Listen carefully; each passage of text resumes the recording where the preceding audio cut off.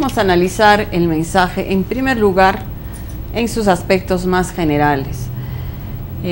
Bueno, mis invitados me dirán ahora qué es lo que les ha parecido más resaltante del mensaje digno de comentar, habida cuenta de que, de acuerdo a los comentarios que ya hemos escuchado en la televisión nacional, en general, aparentemente el mensaje ha carecido de precisiones.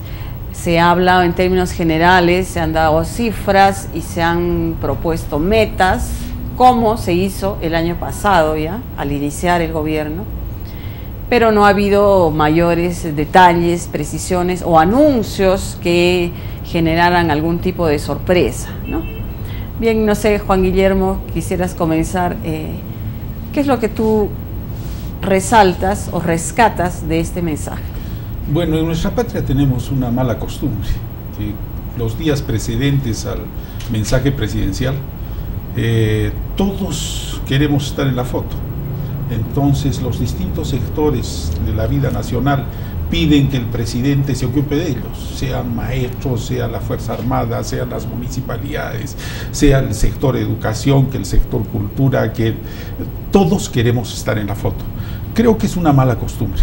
El presidente de la República, por mandato constitucional, debe dar cuenta a la nación sobre el año que ha transcurrido, qué ha hecho, por qué lo ha hecho y qué piensa hacer el próximo año. Sin embargo, a pesar de esta crítica, yo quiero señalar que entre las muchas cosas que no ha mencionado, hay una cosa que me parece positiva, que no se haya ocupado de ella, que es sobre el carácter liberal de nuestra economía. La economía peruana viene teniendo un crecimiento económico importante porque desde hace unos 20 y tantos años tiene un régimen liberal que están respetando los presidentes de la República. Ollantaytamala en su hoja de ruta se comprometió ante el país que iba a respetarlo. O sea, a ver si te entiendo, ¿a ti te parece rescatable que no haya ninguna sorpresa respecto a ese manejo? Efectivamente. Que se mantenga. Quien calla otorga. No lo ha mencionado y creo que es positivo que no haya mencionado porque está ratificándonos de que respetará su hoja de ruta en el sentido de no alterar el régimen liberal de nuestra economía. Ahora, si bien es cierto que el mandato constitucional es informar a la nación lo que ha hecho, era necesario ese recuento de cifras que en el fondo no nos permiten comprender si se ha hecho bien y se ha hecho mal, o qué es lo que se ha cambiado, o cualitativamente, ¿no es cierto?, qué es lo que se ha hecho. Porque decir 26%, 72%, ¿qué nos dice? ¿Qué piensas, Lucho? Bueno, yo creo que es cierto que el presidente hace un balance, pero tanto en el balance como en las proyecciones o el mensaje, si es mensaje, se entiende que no es solamente es un inventario de cosas, sino es un mensaje hacia el futuro, es decir, marca un rumbo. Y en ese sentido a mí me parece que tanto en uno como en otro, él abunda en cosas menudas, es decir, hay demasiada paja para poco trigo. No ha hecho una sistematización de los aspectos más importantes, más relevantes.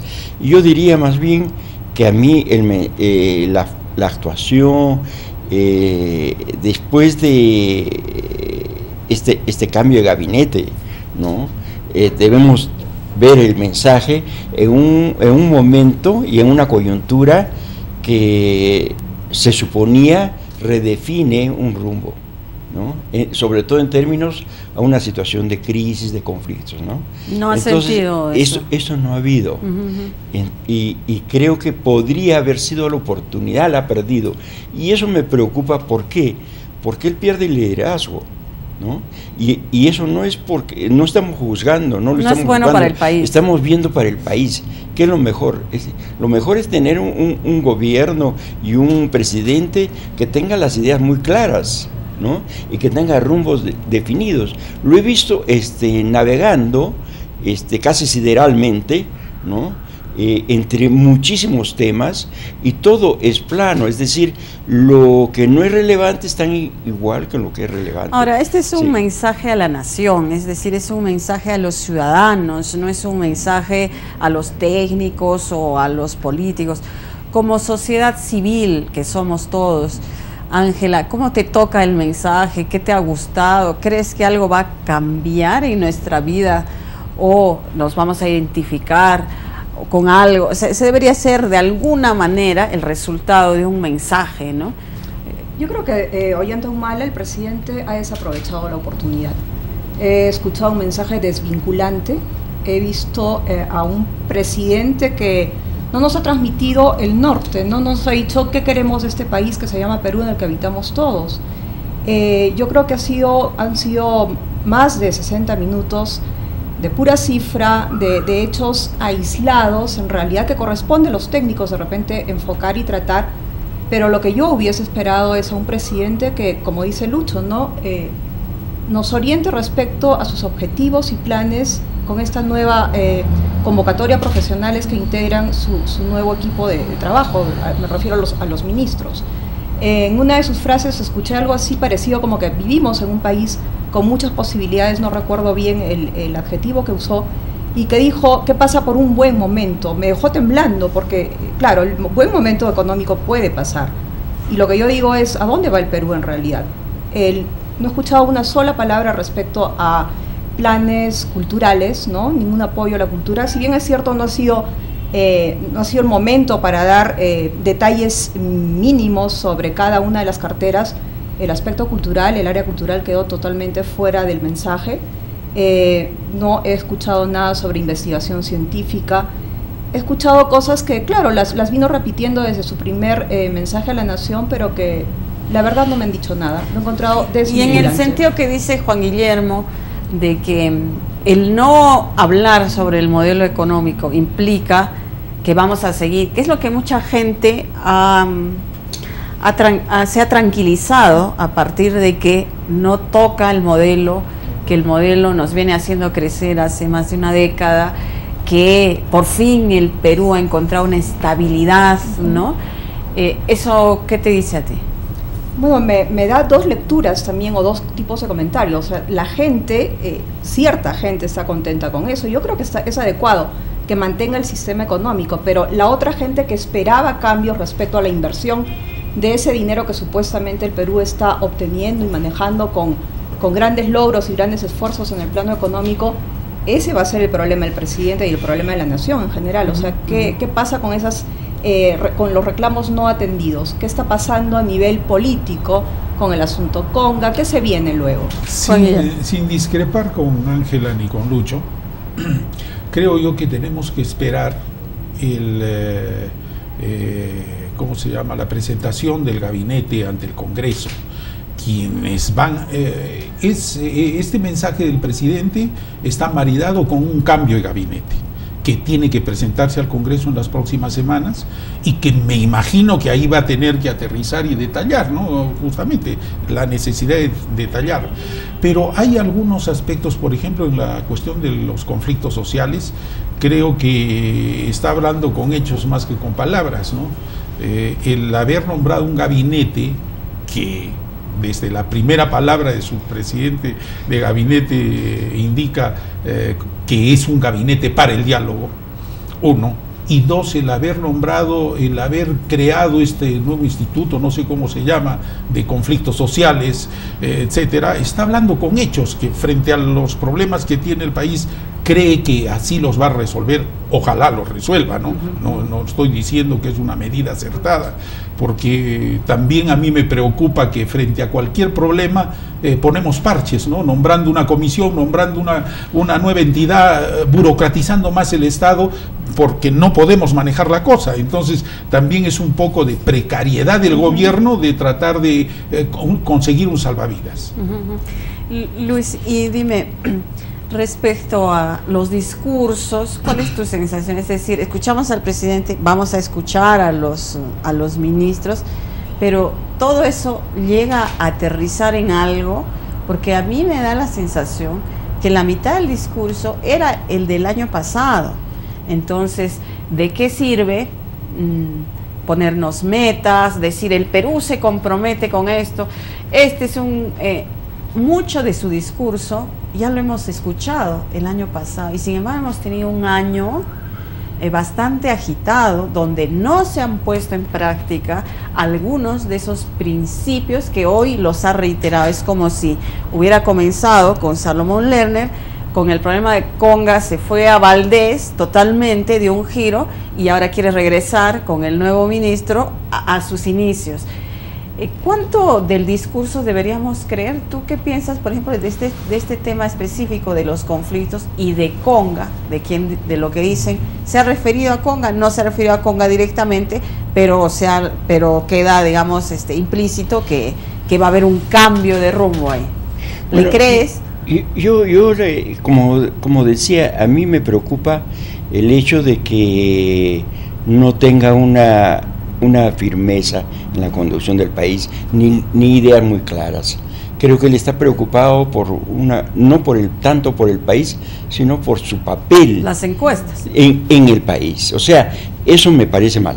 O sea, yo creo que él debe ponerse en la responsabilidad de conducir, ¿no? Si hay algo que haga que disminuya o que le reste respaldo en algunos sectores, tiene que hacerlo, si eso es lo que conviene al país. Y en ese sentido, yo creo que en efecto, si el modelo económico puede agradarle a algunos y a otros, mucha gente, y él mismo, en su propia elección, él dijo que no era exactamente el mismo modelo. Cuando hemos escuchado hoy día, es decir, ahí yo veo una vacilación muy, no hay una firmeza, mucha oscilación. Entonces, a veces me ha dado la apariencia de que es una secuencia del gobierno de Alan García. Por ejemplo, hay temas claves, ¿no? El tema de la soberanía en el campo político, en el campo económico, ¿no? En el campo económico hay un tema de la famosa Alianza del Pacífico, que es dada y orquestada desde las grandes corporaciones, principalmente Estados Unidos, y el sector más duro, ¿no?, de los republicanos en Estados Unidos, que es la famosa, donde está México, Colombia con Uribe, Chile, y estaba Alan García. Bueno, él se ha referido en términos positivos y eso no es positivo. Es positivo, lo que es positivo es el UNASUR. Lo que es positivo es la alianza, es el tipo de alianzas que son sur-sur, ¿no? Por una parte, hay un tema de geopolítica importantísimo, y esto en el plano económico, y eso también implica, por supuesto, una crítica al modelo que se venía siguiendo, o un reajuste en ese sentido, sobre todo en lo que significa a las inversiones de carácter extractivo. O sea, esto es cierto que el país está muy bien, pero esto se debe a los commodities, ¿no?, que están en alza, etcétera. ¿Cuánto tiempo puede durar eso? No sabemos. Entonces, el problema, hay otro tema, es el tema de la lucha contra la pobreza. El tema de la lucha contra la pobreza va ligado, por ejemplo, que es un objetivo, y el objetivo del milenio también, ¿no? No es solamente beca 18, pensión 65, etcétera, sino yo creo que es un tema muy importante en términos de un redireccionamiento del modelo productivo principalmente, ¿no? Agricultura, él dice como un fondo 40 millones, es una ridiculez, ¿no?, en términos económicos, ¿no? Y por supuesto la cuestión de la cultura, que ese es un factor importantísimo, ¿no? Porque inclusive eso está implicado hasta en los aspectos de carácter político-social. ¿Por qué? Porque la consulta a los pueblos es un tema cultural, también, ¿no? Es un tema cultural, y en ese sentido yo creo que es otro de los aspectos. O sea, pero bueno, tratando de hacer de abogada del diablo, ¿no? Quizá hace 10, 15 años, en las épocas de la hiperinflación, el Perú buscaba, en primer lugar, antes que la cultura, ¿no?, las necesidades básicas satisfacer. Quizá ahora estamos hablando así porque hay que reconocer, como dice Juan Guillermo, que sí hay una estabilidad. Muchos peruanos sentimos que hay un norte ahora, ¿no? Cosa que antes queríamos irnos del país, ¿no? Queríamos desvincularnos prácticamente del Perú, y ahora de alguna manera eso se ha revertido. ¿Se debe al modelo económico? No sé, porque esa es la gran discusión, pero que sí hay que reconocer que el Perú está mejor en varios aspectos, sí. Que faltan muchas cosas, ¿no? Entonces, ya Ollanta-Humala en el gobierno, como cualquier persona, ¿no?, se sienta y dice, sí, quiero hacer esto, pero no puedo hacer de un día para el otro.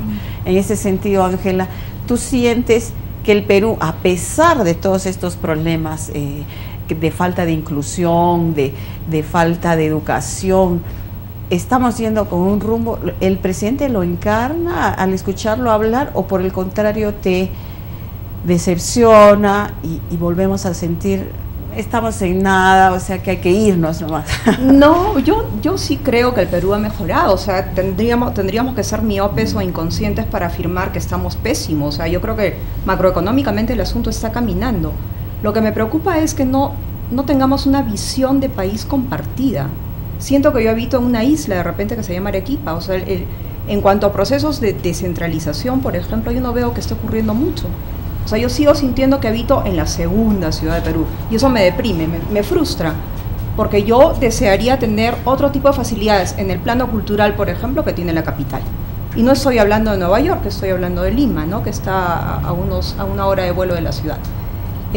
Yo creo que también me puse a pensar en el análisis gestual del discurso a la nación. Yo creo que el presidente Humala trata de aparentar cierta seguridad que se le derrumba a pedacitos cuando lo escuchamos hablar, cuando lo escuchamos dirigir la mirada, cuando lee básicamente el discurso, ¿no? Yo creo que ese discurso pudo ser bastante mejor estructurado. Me pregunto si tiene un equipo de asesores comunicacionales que de repente le orienten a asegurarse que el mensaje está llegando a la población. A mí me gustaría hacer una encuesta de repente entre el público, ¿no?, entre el transeúnte común, a ver qué ha entendido de todas esas cifras y ese enredo del lado agricultura, del lado salud y del lado no sé cuántos, ¿no?, lleno de porcentajes que finalmente no te quedan en la cabeza. A mí me hubiese gustado escuchar a un presidente que me delinee su visión de país, cómo quiere ver el Perú, qué le ofrece a los chicos que están en el colegio o los que todavía no han nacido. Muy bien. Vamos a hacer una breve pausa, Juan Guillermo, regresamos enseguida para seguir analizando el mensaje a la nación del presidente Ollanta-Humala. No se vayan.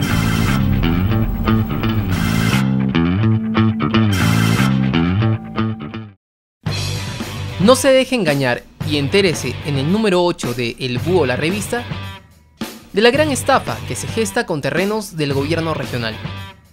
Un dramático testimonio, la madre de Sharon Paliza habla de su fallecida hija, a 3 años de ser asesinada por sus tíos. ¿Lo denuncian por hacer obras? Un recuento de los juicios del alcalde Marcio Soto y sus proyectos cuestionados. Todo esto y más en El Búho, la revista. Cómprela en kioscos y cafés más cercanos. El Búho, lea de verdad.